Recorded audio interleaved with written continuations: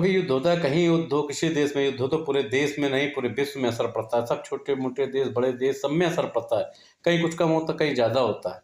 लेकिन इसका मतलब ये नहीं है कि हम अपने देश में अस्थिरता बनाने की कोशिश करें।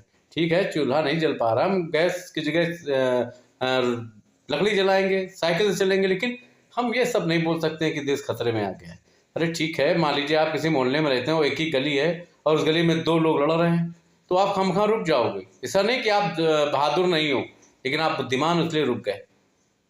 तो ये बुद्धिमानी है कि ठीक है, 2 युद्ध हमारे देश में हम पहले से तैयारी करके रखें। कुछ चीज़ों की दिक्कतें हो रही हैं, तो हम इंसान हैं, हमें समझ होनी चाहिए, हमें इस देश से प्यार है।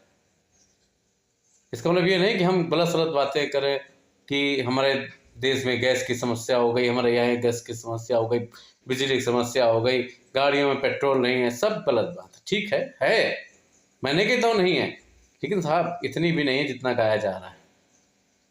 देश के साथ समर्पित हैं और आप सबको भी समर्पित होना चाहिए।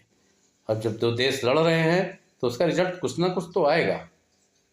उसमें हम ये नहीं कह सकते हैं कि हमारा देश गड़बड़ हो गया या हमारे देश में जो शासन है, प्रशासन है, वो ठीक नहीं है।